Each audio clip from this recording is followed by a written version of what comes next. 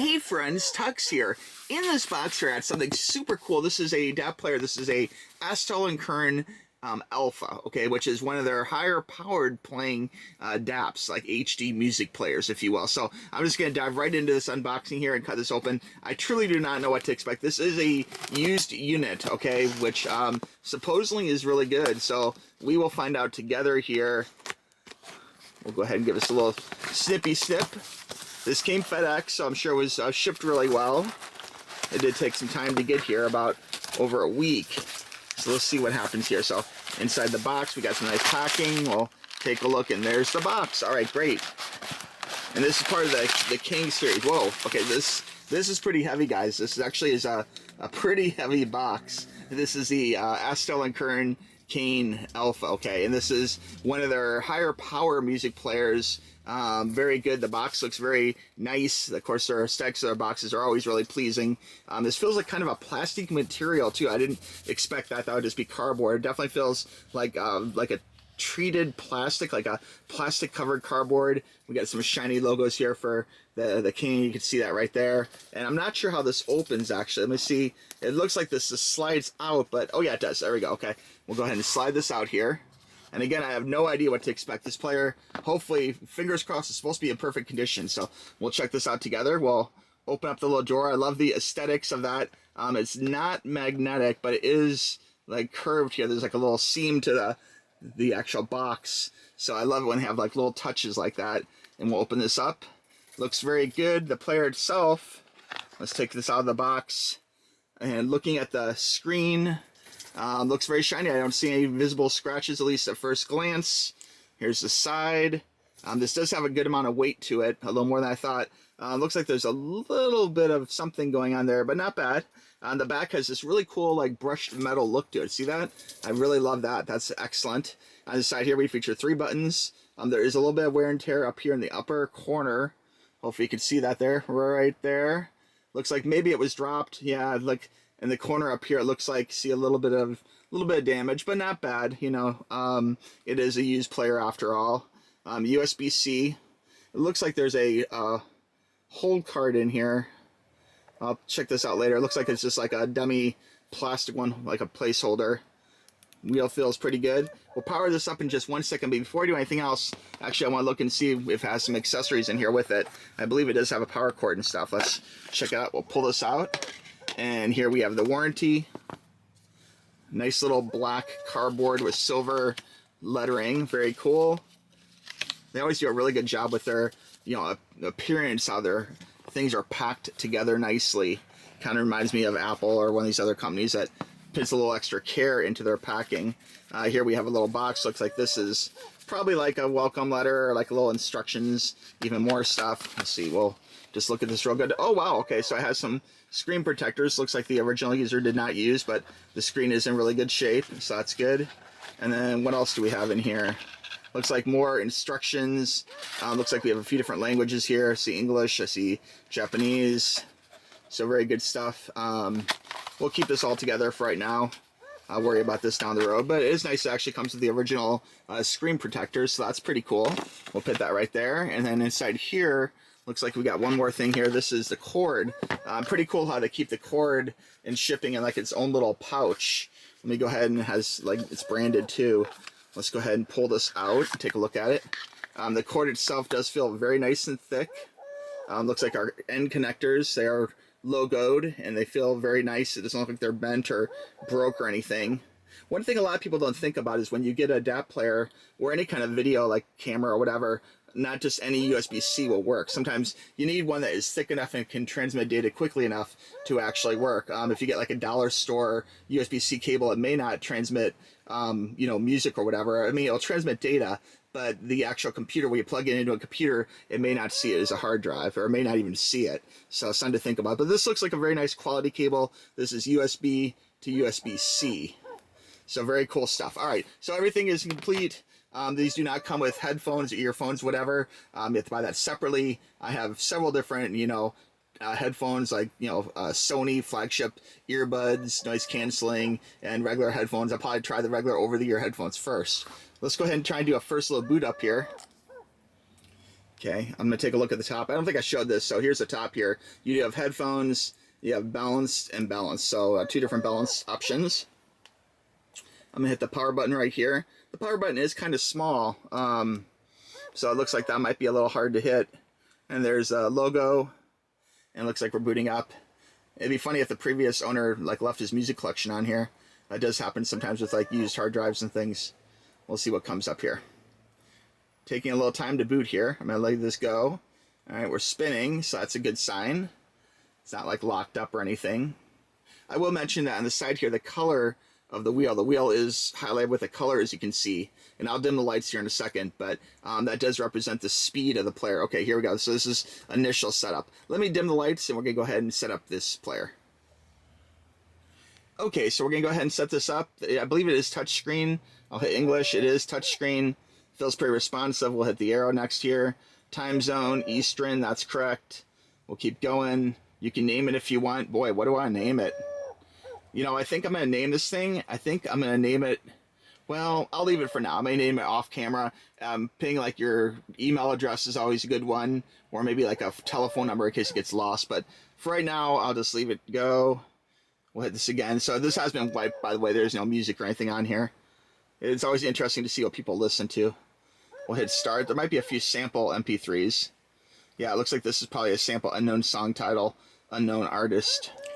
Okay, before I listen to the player, actually I decided to transfer over some of my own music to be able to better judge how it sounds. In fact, if you're ever trying to EQ something, having songs you're very familiar with is the best way of actually judging the sound quality of it. So here we are hooked up. I plugged it in to the USB-C cable that was included, I showed moments earlier, and now the computer is seeing it right here as a hard drive, okay, and over here is just some music I've downloaded. So we're going to just transfer. People always ask, hey, how do you transfer music? There's a lot of ways of doing it. I have videos on it, but this is one method, is just plugging the DAP player into the computer, sees it as a hard drive, and then you just drag and drop songs left to right. Okay, so we're gonna go ahead and take a look over here and see what I have downloaded earlier this week. I downloaded this really good version of TUXX. Kilroy was here for Mr. Roboto, strangely enough. Over here we should take a look at the alpha and see if looks like there's 53 gigs free, so we'll click that. And then over here you see there's some folders, and it looks like there is a music folder. So certain DAP players actually have a music folder, so you want to make sure you actually put it in the correct folder so it can find the song. So anyway, let's go ahead and we'll download some stuff over here. In fact, let's see here. For right now, I guess I'll just download the Mr. Roboto. We'll take that over there. And you can see it's transferring it. It's very easy, very quick. And let's pick some other songs here just to judge this player. Let's pick some EMF here, or actually Kaiser Chiefs. Let's do that first. Let's see here. This is a great album. Employment is one of my favorite albums. This one here is pretty good though too. Let's see. We'll do Never Miss a Beat, and we'll do Good Days, Bad Days. Okay, so I just spent a lot of time transferring music, way more music than I thought I was going to. I got kind of carried away, and everything should be on here now. I have this loaded up. Oh, that's interesting. Okay, high volume warning. So it does have a high volume warning. I'm going to click do not show this again, but it looks like it goes off after 50, which is interesting. So you can see that's a pretty good amount of volume. I'm going to listen to this a moment and see how it actually sounds. But before I do that, I want to go ahead and just take a look here and see how this display looks. Looks like it's displaying everything. Not all my MP3s I transferred have album art, so I'm not too surprised at that. It may be loading them. It looks like some are just kind of popping in as we're doing this. So yeah, see, like that just popped in the killers. So it does take time probably. Once they're in, which is great. And it looks like everything is loading really nicely. So I loaded a variety of different genres and music file formats. A lot of them were FLAC, but there are some lower formats too, and even some higher formats like DSF files. And I'm gonna go ahead and listen to some songs here and come back with some feedback. Okay, so I've had a chance to listen to the Astell Kern Alpha now for a while. I've been listening to a bunch of different genres, a bunch of different qualities using wired headphones. These are the Sony ones. I'll have a link down below for you. And you know what? It sounds really good, guys. Like, I'd say the separation is second to none. Very crystal clear. I did play with the EQ settings a little bit. I was surprised that the EQ actually, I found the bass EQ, wrong side. The bass EQ is actually better than like my preset. So if I was going through and trying to set the EQ, it didn't sound quite as good as what was just built in, you know. So I was really happy that the built-in EQ sound was excellent, you know. The volume is second to none. Like, this thing has more power than any other DAP player I own. I kid you not. I mean, it is also larger than other DAP players I own, you know, so that's part of it. This thing has a huge honking battery in it, which would be really good for long flights, that kind of thing. But there are some downsides too. Like, it doesn't have a strap. Like, sometimes I fall asleep on planes, and it's nice to have a little strap around your wrist so you don't lose this under the seat. This is a Sony NWA 306, and I'll have a review comparing these later, you know, but I wish I did have a strap. That would be one thing. Maybe a case has a strap built in or something, so I may need to look into that. But this is heavy, so I could easily see with me, you know, listening to this great quality music, you know, just really immersed in the sound field, enjoying all the separation, hearing the trebles and the little bass going and everything, and how great and crisp everything sounds. I can easily see me falling asleep, okay, to great music. And as my sleep gets deeper, I will all of a sudden lose grip of this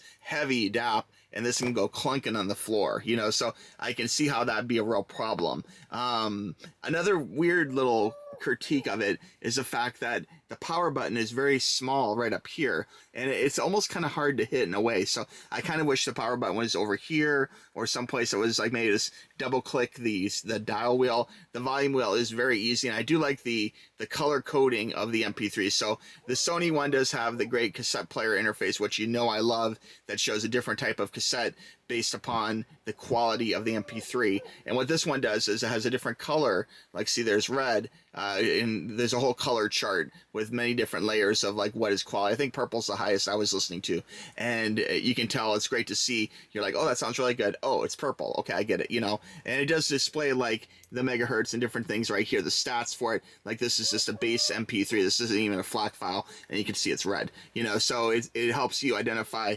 And that's one thing which I find really rewarding on the Sony player, and I guess this is turning into a little bit of a comparison, is that I like to upgrade, and I like to have the best quality version of each song that I want to have on the player. And I find that by having some kind of, you know, screensaver, or even like the color thing here, that helps motivate me to like realize, oh, this sounds good, but it could sound even better, you know. As far as getting to things, is very easy. If you want a favorite song, you just click the little star right there. The touchscreen is very responsive. I didn't notice a lot of like filters and things, and that's one thing which I'll cover more in my comparison to the Sony unit, but it sounds really great just like out of the box. Okay, so that's really good. And again, the EQ is full featured. You can easily make your own EQ and, you know, set it just the way you like it. But even after doing a lot of tweaking to the EQ, my EQ sounded really good, but just their base EQ setting here sounds excellent, you know. And the volume, again, like this goes to 150, okay, which that number is a number, but 150 on this player is more than something on a different player. This 150 is a loud 150, so I can easily support, you know, headphones with cones, and I could go even bigger. Like, I know some audiophile headphones, you know, balanced headphones, things can really need a lot of power because of the ohms, the resistance, you know, in transmitting the data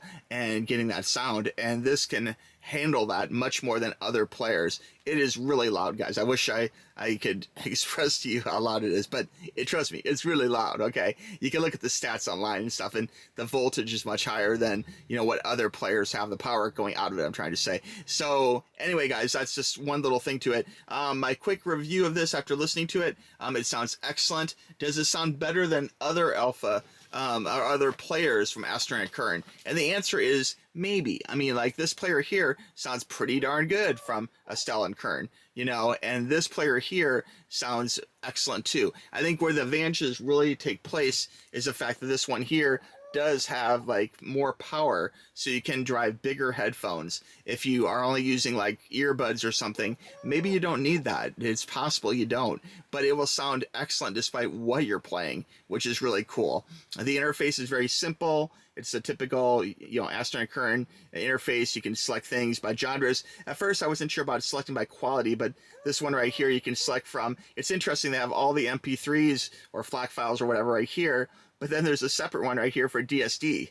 So it keeps your DSD, your highest quality files, kind of in a separate chart, you know, that you can pull up just those by themselves, isolated, compared to pulling up everything here. And again, I just loaded a bunch of random music here, so please don't laugh at my selections. I just pick songs which I know to test EQs on, you know, and this is just a small assortment of them that is quickly grabbed, you know. But all in all, it sounds really good, guys. I'm going to test this further in the field and get a feel for it. But my initial impression is this player is an excellent player. It's a powerhouse. It has more power than other players. And one thing about that power part too is there are, you know, players and things that have a lot of power, but much like in my car stereo, my C7 Corvette has the Bose Premium, and I kid you not, you can crank that thing like all the way up and it does not distort. It sounds excellent even at the highest volume settings. But in some other cars that I've owned in the past or cars I've been in, if you crank up the stereo, it can get loud,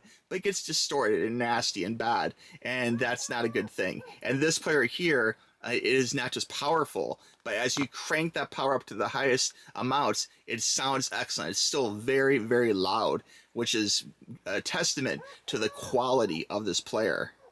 I'll have more on this player later, but just to recap, this is the Astell Kern Kann Alpha, okay? Great player. I'd recommend it. I'll have links down below for you. I want to thank you for watching this video, and there'll be more to come on this player, all right? Talk to you soon. Click the link. Bye-bye.